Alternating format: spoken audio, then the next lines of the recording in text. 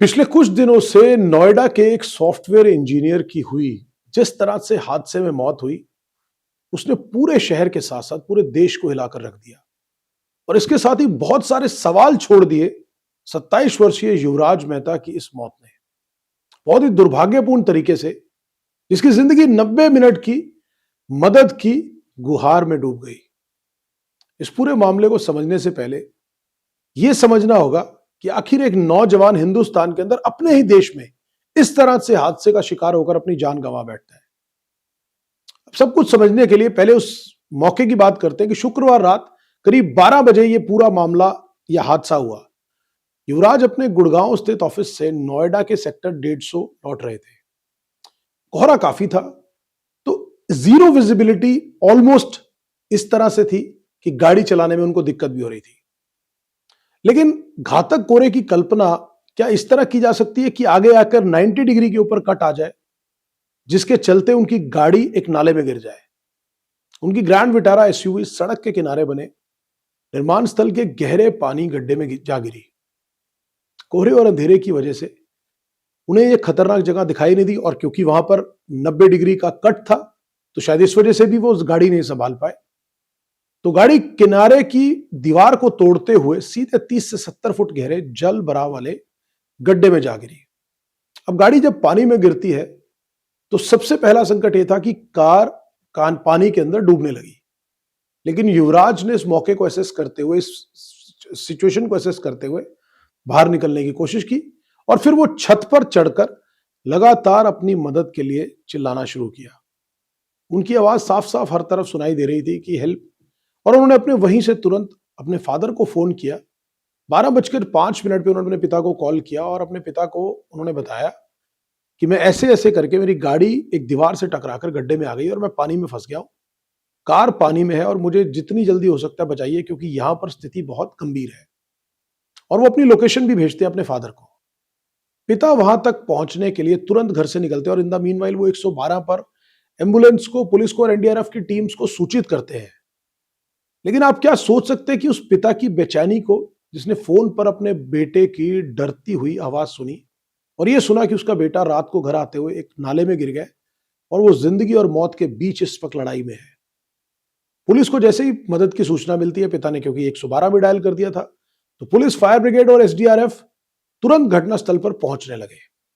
लेकिन वहां कोहरा बहुत ज्यादा था, अंधेरा हर तरफ, और स्वाभाविक है कि रात को 12 बजे का समय था तो पानी बहुत ठंडा होगा। रेस्क्यू टीमें सीधा पानी में उतरने से हिचकिचा रही थी। अब आप सबसे बड़ी चिंता की बात समझिए कि एक आम नागरिक हिंदुस्तान का अपनी जान, जिसकी जान जोखिम में है, उसको बचाने के लिए इन लोगों को सोचना पड़ा। कितनी भयावह स्थिति होगी ना, कि जब मदद आपके सामने खड़ी है मगर फिर भी पानी में कोई उतर नहीं रहा आपको बचाने के लिए। अब 12 बजे से लेकर लगभग 1:45 तक 90 मिनट युवराज अपने फोन की टॉर्च ऑन करके रखता है और गाड़ी की छत पर था ताकि लोग उसे देख सके, उसके फादर उसे देख सके। वह छत पर खड़े होकर लगातार मदद के लिए आवाज लगाता रहा, रोते सिहरते रहे और अपने पापा से लगातार बोल रहा था कि पापा मुझे बचाइए। लेकिन करीब 90 मिनट तक कोई भी उसे पानी के अंदर तक बचाने के लिए नहीं उतरा और सक्षम नहीं हुआ कि उसे बचाया जा सके। अब ये पूरा जो इंसिडेंट हुआ, ये बहुत सारे सवाल खड़ा करता है हमारे सिस्टम पर। पुलिस और रेस्क्यू टीम वहां थी, लेकिन उन्होंने कहा कि पानी ठंडा है, आयरन रॉड्स है, हम नहीं उतर सकते। कोहरा, अंधेरा और गहरे पानी में रेस्क्यू प्रयासों को और ज्यादा मुश्किल बनाया। इसी दौरान एक डिलीवरी एजेंट मोनिंदर खुद नंगे शरीर से पानी में कूदकर बचाने की कोशिश की, पर भारी पानी और गहरे गड्ढे में वह भी सफल नहीं हुआ और ढूंढ नहीं पाया युवराज को, क्योंकि गाड़ी उसकी तब तक पानी में धंस चुकी थी। अब आप उस स्थिति को इमेजिन करिए कि एक आदमी आपके सामने वहां चिल्ला रहा है अपनी जान बचाने के लिए और 100 से 150 लोग वहां पर खड़े तमाशबीन की तरह, मैक्सिमम लोग वहां पर वीडियो बना रहे हैं। पुलिस प्रशासन वहां मौजूद था, लेकिन कोई भी उसे बचा नहीं सका। अपने पिता का इकलौता लड़का, जिनकी मां इस दुनिया से पहले जा चुकी है, इतने सपनों के साथ कि अपने पिता को आने वाले जीवन के अंदर बहुत सारी खुशियां देगा, उन्हें संभालेगा और उनका जीवन जो है थोड़ा सा सुखमय बनाएगा।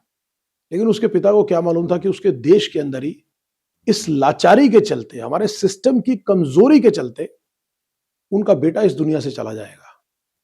लेकिन ये सवाल सिर्फ इस बात का नहीं है कि यहां सिस्टम की कमजोरी है।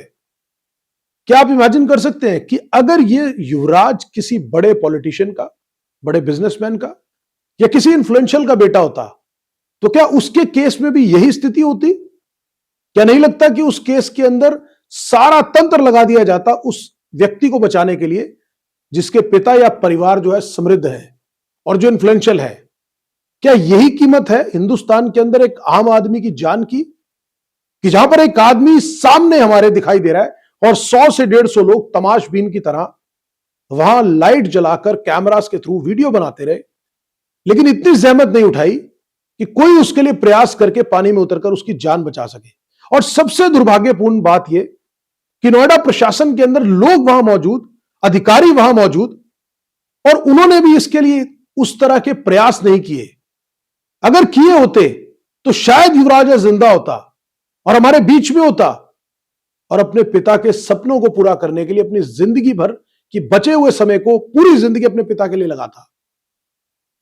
कितना दुर्भाग्यपूर्ण है यह देखना कि अपने ही देश के अंदर दिल्ली एनसीआर जैसी जगह, जहां पर सारी सुविधाएं हैं, हर तरह के प्रशासन के पास लोग हैं, इक्विपमेंट है, सब कुछ है, और उसके बावजूद भी हमारे हाथों से एक 27 साल का युवा सॉफ्टवेयर इंजीनियर सिर्फ हमारे सिस्टम की कमजोरी की वजह से इस दुनिया से चला गया। शर्म से सिर झुक जाता है और डूब मरना चाहिए ऐसे लोगों को भी, जो सामने खड़े तमाशबीन की तरह एक युवा इंसान को इस दुनिया से जाते हुए देखा। इस बात को इमेजिन करना भी मुश्किल है कि उस पिता की हालत क्या होगी जिनका इकलौता बेटा इस दुनिया से चला गया।